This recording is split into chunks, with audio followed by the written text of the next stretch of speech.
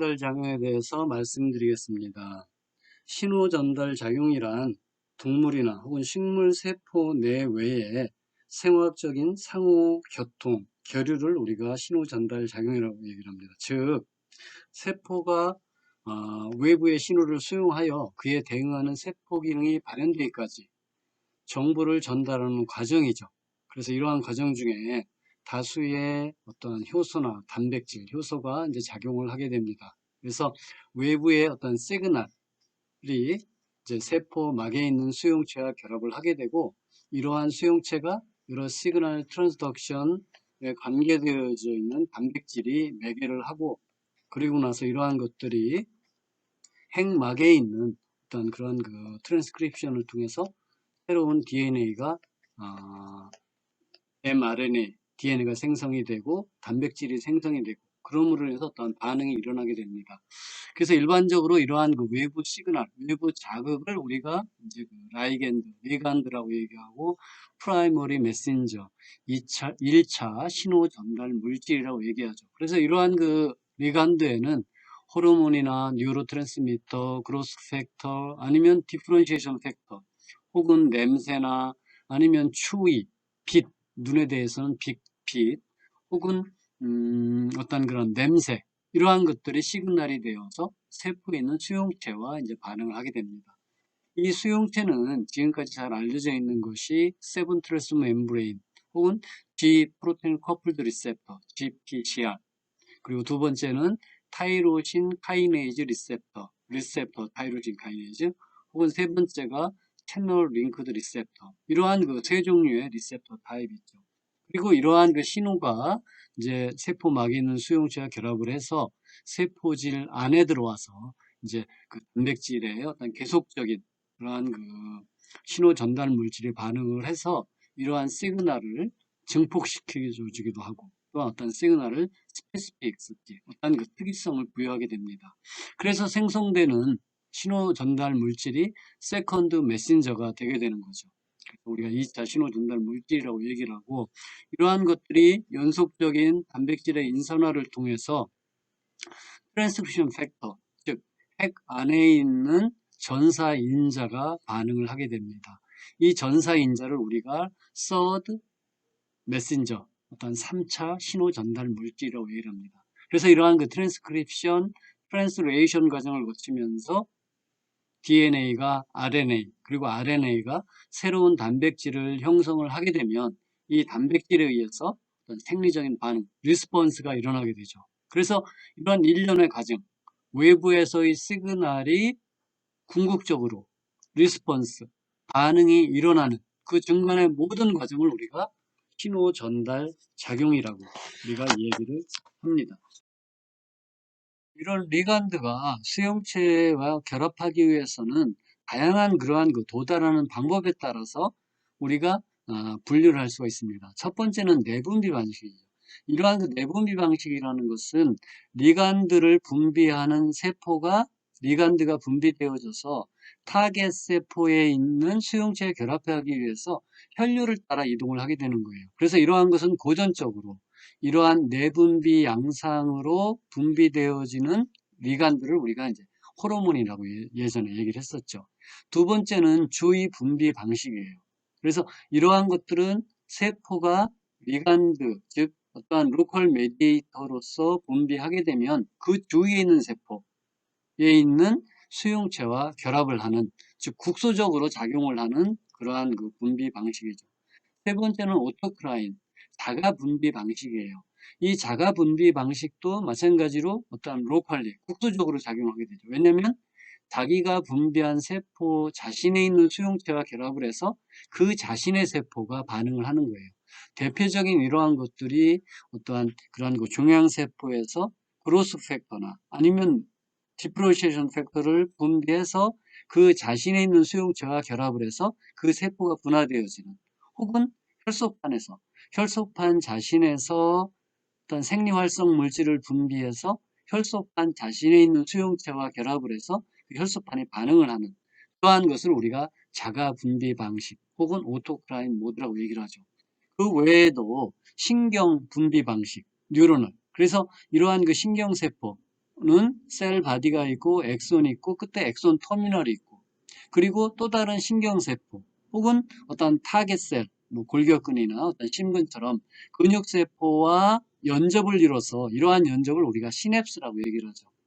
신경연접인데 그래서 A라는 뉴런에서 B세포에 라이겐드를 분비해서 B세포에 있는 그 리셉터와 반응을 하는 거예요. 그래서 대표적인 뉴로트랜스미터, 신경 전달 물질이 이러한 그 신경 분비 방식으로 어떤 타겟 수용체에 가서 결합을 하게 되죠.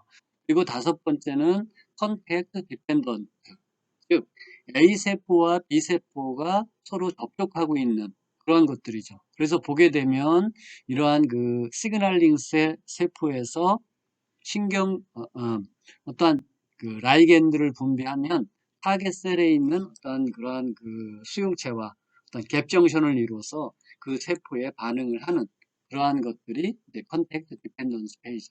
그래서 이렇게 다섯 가지 방식을 통해서 리간드 어떠한 물질이 타겟 세포에 있는 수용체와 결합을 해서 신호 전달 작용을 매개하는.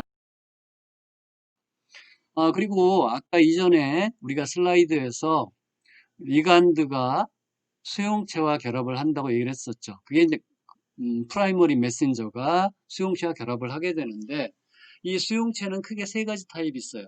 첫 번째는 아이온 채널 링크드 리셉터, 즉 채널 타입 수용체.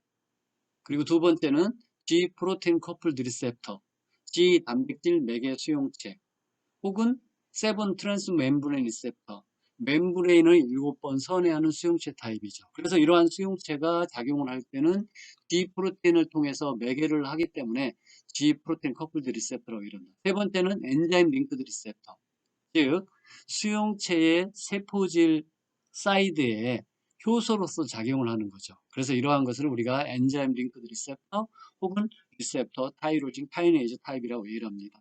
자, 각각을 보게 되면 먼저 아이온 채널 링크드 리셉터는 주로 이러한 것들은 신경계에서 주로 이제 그 발견이 되어지고 있어요. 그래서 보게 되면 뭐 소디움 채널 아니면 포타슘 채널 아니면 뭐 카이네이즈 채널 여러 가지 이러한 타입들이 아이온 채널 링크 리셉터 타입이에요.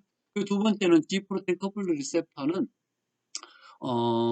사실 우리가 임상적으로 사용되어지는 인의에서 혹은 수의 분야에서 거의 한 40%, 40, 50% 이상이 그 G 프로테인 커플드 리셉터에 결합하는 그런 라이겐드, 약물이 대부분 이러한 그 라이겐드로서 작용한다고 해요.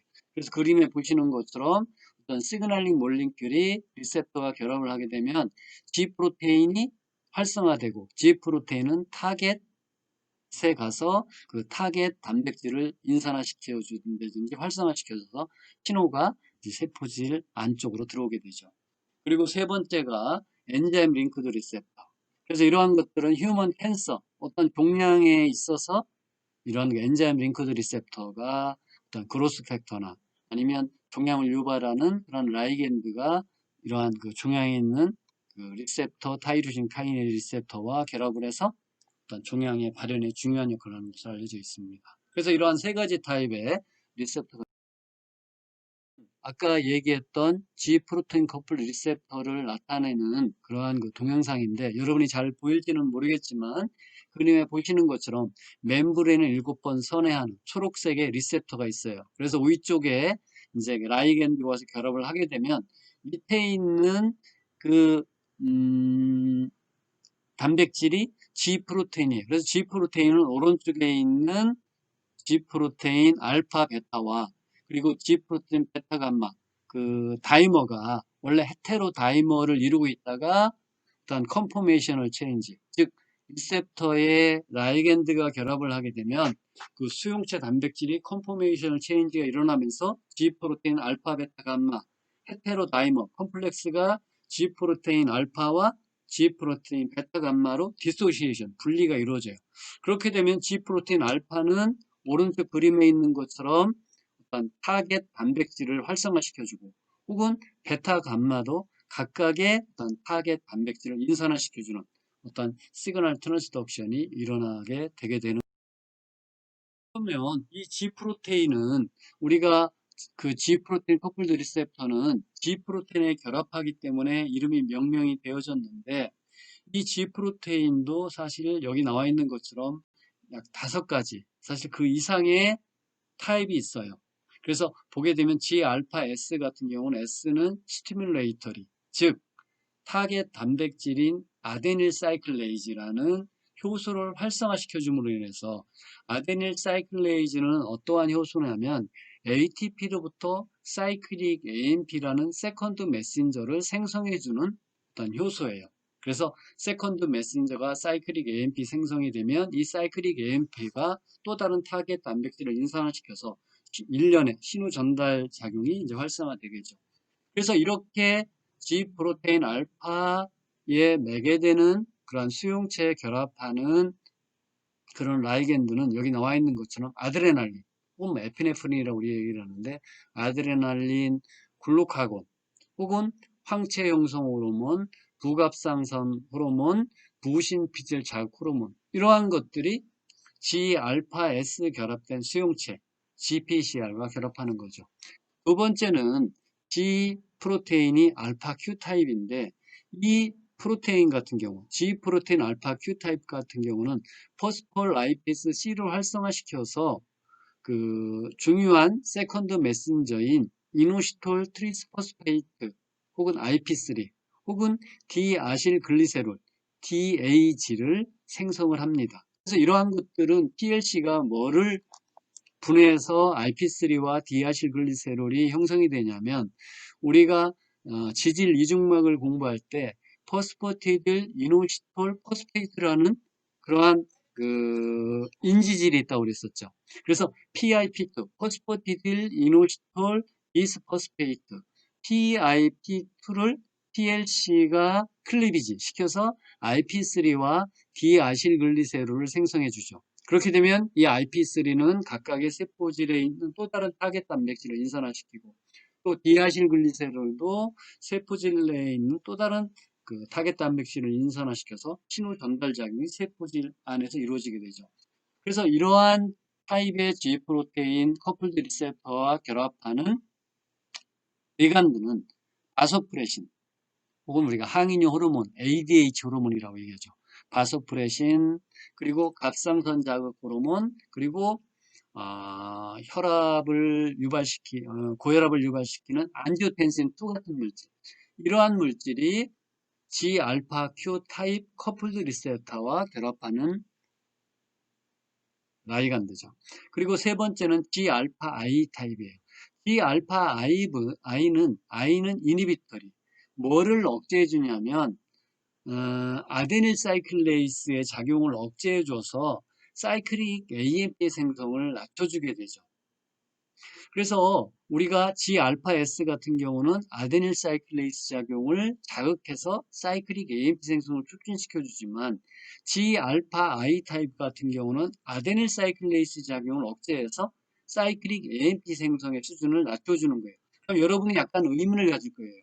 왜냐하면 억제해주는 게 어떤 의미가 있을까, 그런 의심을 갖게 되는데, 우리 생체 안에서 우리 생체가 살아있다는 것은 어느 정도 모든 아데닐 사이클레이스 작용을 컨스티튜블리, 어떠한 그 외부의 자극이 없다 하더라도 우리 생체 안에 있는 신호 전달 작용은 어떠한 그 기초 대사율처럼 어느 정도 활성이 있어요. 물론 이제 그 활성을 우리가 퍼센트로 얘기를 한다면 10%, 20%.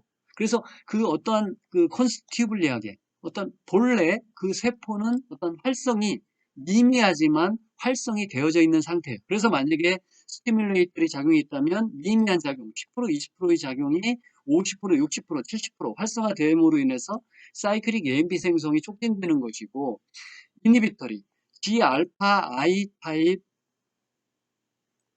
또한 G알파 I 이니비터리 작용을 하게 되면 10%, 20% 아데닐 사이클레이스 작용을 억제해 줌으로 인해서 사이클릭 AMP의 수준을 더 낮춰주게 되는 거예요.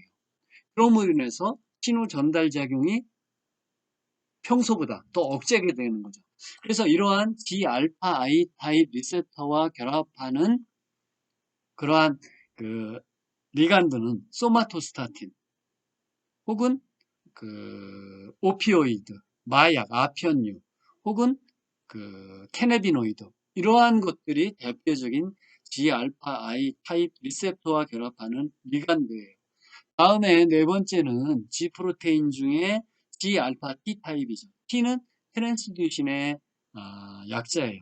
그래서 이러한 G알파 T G 프로테인은 어디에 존재하고 있냐면, 나중에 여러분 이제 특수감각에서 빛 세관에서 망막에 있는 간상세포, 레티나에 있는 망막에 있는 그런 간상세포에 G 프로테인이 있는데, 이 G 프로테인은 G 트랜스듀신, 즉 망막에 있는 G 알파 그 단백질을 G 트랜스듀신이라고 얘기를 해요.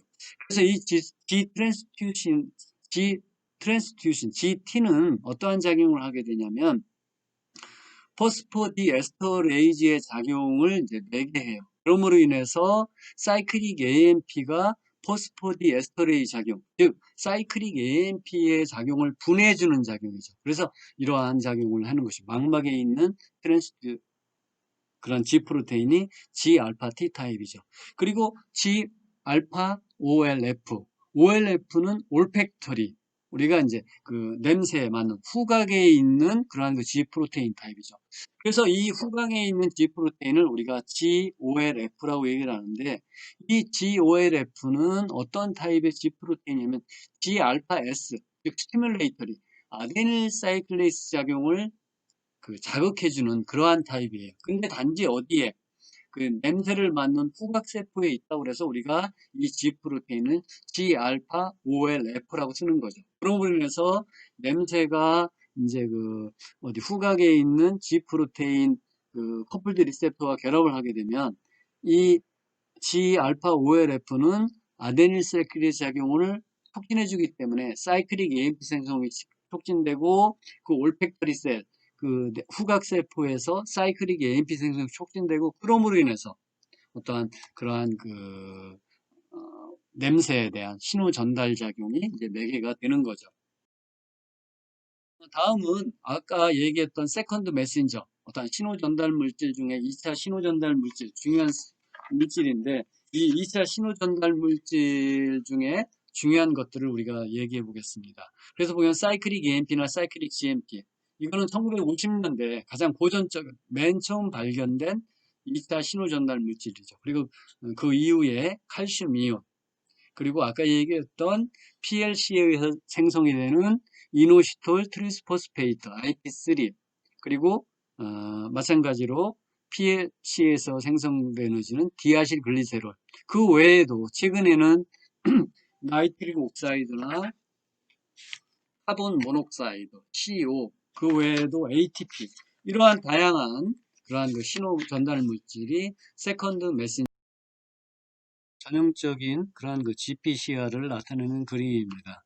그래서 보게 되면 이 G 프로테인 GPCR 중에 G알파 S 결합된 수용체와 결합하는 리셉터 GPCR인데, 그림에 보시는 것처럼 이렇게 그 라이겐드 G알파 S 결합된 리셉터와 결합하는 라이겐드는 아까 얘기했던 아드레날린, 에피네프린의 예전 이름이 아드레날린이죠.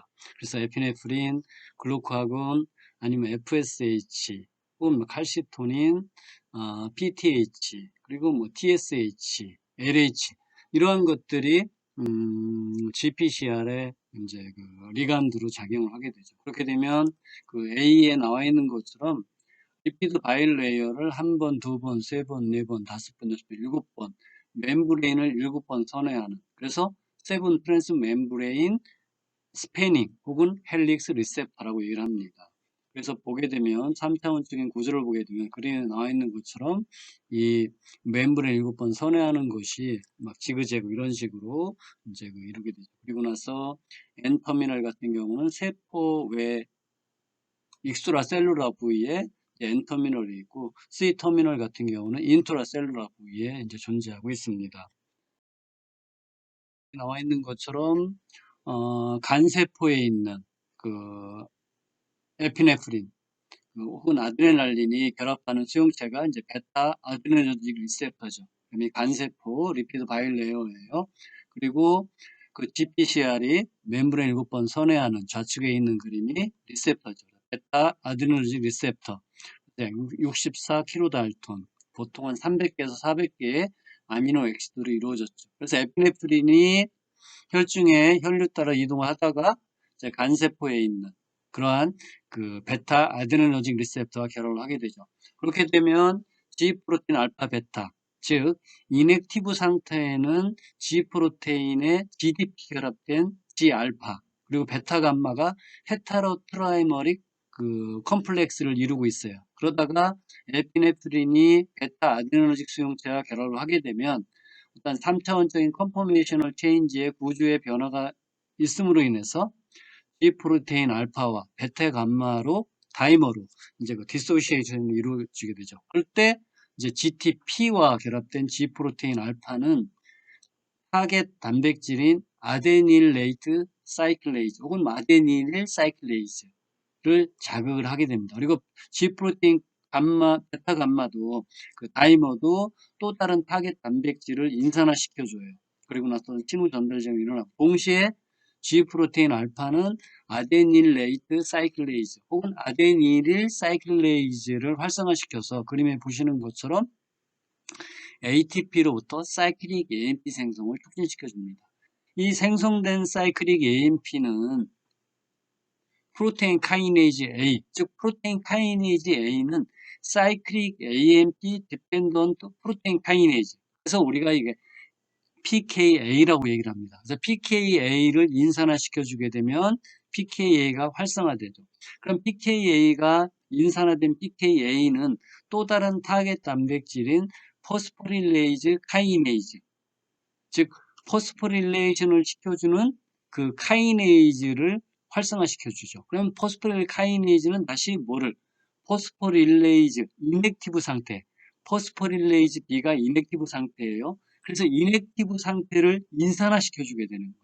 그러면 포스포릴레이즈 A가 활성화시켜 주죠. 그래서 이 신호 전달 작용에 있어서 어떠한 그 신호 전달 단백질이 인액티브된 상태를 액티브된 상태로 전환시켜 주는 것이 카이네이즈예요. 그래서 그쪽에 인산화, 어떠한 단백질을 인산화시켜 주면 그게 이제 활성화됨으로 인해서 신호 전달 작용이 신호 전달 작용이 이제 개시를 하게 됩니다. G알파 Q 타입 커플드 리셉터의 신호 전달 작용에 대해서 설명드리겠습니다. 마찬가지로 이 라이겐드도 이제 아드레날린, 그 에피네프린이죠.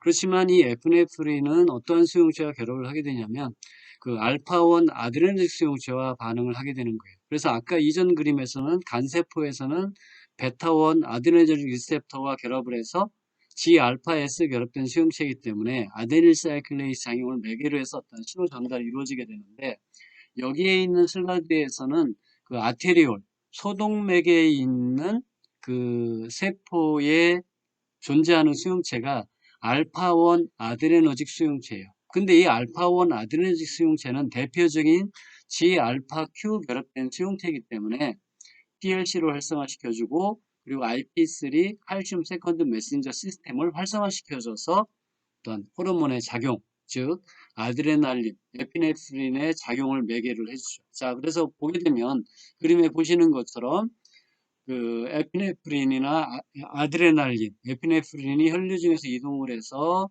알파1 아드레너직 수용체와 결합을 합니다. 그렇게 되면 GQ 결합된 수용체가 타겟 단백질인 포스포라이페이스 C, PLC를 활성화시켜 주게 되면 PLC는 어떠한 그 타겟에 작용을 하게 되냐면 포스포티딜 이노시톨 비스포스페이트 PIP2라는 어떤 지질 이중막의 성분에 작용을 해서 이노시톨 트리스포스페이트와 디아실글리세롤 DAG를 생성해 줍니다. 그럼 DAG는 타겟이 뭐냐면 PKC를 활성화시켜서 어떤 또 다른 신호 전달 작용을 활성화시켜주고 생성된 IP3는 내용질 세망, 엔도플라즈믹 레티큘럼에 존재하고 있는 IP3 수용체와 작용을 해서 그 엔도플라즈믹 레티큘럼 안에는 어떠한 역할을 하게 되냐면 칼슘 저장소예요. 그래서 IP3가 엔도플라즈믹 레티큘럼에 있는 RP3 수용체와 작용을 해서 이 아래 존재하고 있는 칼슘이 세포질 쪽으로 이제 나오게 되죠. 그래서 세포질에 증가된 그 칼슘이 뭐와 결합을 하게 되면 칼무듈린이라는 단백질과 결합을 해요. 그림에 보시는 것처럼 한 분자의 칼무듈린은 네 분자의 빨간색의 칼슘과 결합을 하게 되고, 칼슘 칼무듈린 결합에 의해서 호르몬의 고유한 작용, 즉 아테리올, 소동맥 세포의 수축을 유발시키게 되는 거죠. 그러면서 궁극적으로는 이제 혈압을 증가하게 되는데, 어쨌든 간에 같은 아드레날린, 에피네프린이라 하더라도 수용체가 간세포에 있는 경우에는 사이클릭 AMP를 매개로 해서 혈당 조절과 관련이 있는 간세포에서 당 조절과 관련이 있는 어떤 신호 전달 작용을 매개를 하고, 아드레날린이나 에피네프린 이 물질이 어디에 있는, 즉 아테리올, 소동맥에 있는 아드레너직 수용체, 알파1 아드레너직 수용체와 결합을 하게 되면 소동맥의 이러한 일련의 과정을 거쳐서 소동맥을 수축시키는, 즉 소동맥을 수축시키면 나중에 여러분이 이제 순환기 편에 공부하겠지만 어떤 말초 저항이 증가함으로 인해서 혈압이 증가되는 거예요. 그래서 이러한 고유한 어떤 리스폰스를 하게 되죠. 그래서 이러한 것들을 우리가 시그널 트랜스덕션이라고 얘기를 합니다. 마지막으로 수용체 타입 중에 마지막으로 리셉터 타이로신 카이네이즈 혹은 엔자임 링크드 리셉터라고 하죠. 그래서 그림 좌측에 있는 그림에 여러분 보시는 것처럼 엔자임 링크드 리셉터 혹은 리셉터 타이로신 카이네이즈는 멤브레인을 한 번 선회하는 싱글 스패닝이에요. 그래서 좌측이 하나, 우측이 하나 각각의 수용체가 이렇게 존재하는 거죠. 근데 이게 왜 엔자임 링크드 리셉터라는 이름이 명명을 하게 되었냐면, 그림에 보시는 것처럼 리피드 바이레이어가 두 개가 희색의 멤브레인이 존재하고 있고, 위쪽이 익스트라 셀룰라 스페이스, 즉 세포 외 측이에요. 그리고 밑에 리피드 바이레이어 밑에 쪽이 인트라 셀룰라, 즉 사이토졸릭 부위죠. 그래서 그림에 보게 되면 이 볼록한 부위에 보게 되면 이 부위가 엔자임으로 작용하는 거예요. 왜냐하면 이 수용체 자체가 단백질이고, 단백질을 구성하고 있는 어떠한 특이한 아미노 액시드가 카이네이즈, 즉 엔자임으로 작용. 그렇기 때문에 우리가 이 수용체를 명명할 때 엔자임 링크드 리셉터 혹은 리셉터 타이로신 카이네이즈라고 우리가 명명을 하는 거예요. 그래서 위의 그림에 있는 것처럼 어떤 그로스 팩터와 같은 어떤 시그널링 몰리킬이 오게 되게 되면 이 멤브레인을 한번 선회하는 그 수용체 하나만으로서는 리간드 바인딩 포켓을 만들 수 없기 때문에 그림에 보시는 바와 같이 각각의 수용체가 다이머라이제이션을 이루게 되죠. 그래서 헤테로 다이머라이제이션, 호모 다이머라이제이션을 형성이 돼서 그 리간드를 결합할 수 있는 어떤 바인딩 포켓을 형성해 줍니다. 그렇게 되면 리간드, 빨간색의 리간드가 와서 그 엔자임 링크드 리셉터가 결합을 하게 되면 이때 시그널이 온이 되면서 여기에 어떤 인산화가 이루어지게 되죠. 스스로. 그럼으로 인해서 이 신호 전달이 액티브 상태가 되는 거예요. 그럼으로 인해서 그 주위에 많은 어댑터 몰리큘이 와서 결합을 하게 되고, 그리고 이러한 어댑터 몰리큘이 활성화되면서 고유한 기능, 즉 캔서, 즉 종양이 발생한다든지 아니면 어떤 종양세포로 분화가 된다든지 어떤 일련의 신호 전달 작용이 이제 온 매개가 되는 것입니다. 이상으로서 우리가 인트로덕션 파트, 즉 어떤 신호 전달 작용이나 아니면 어떤 물질의 수송 이러한 것들을 공부를 했고, 계속해서 우리가 이제 강론으로 들어가서 혈액과 그리고 순환기를 이어서 공부를 하겠습니다. 여러분 수고 많이 하셨습니다.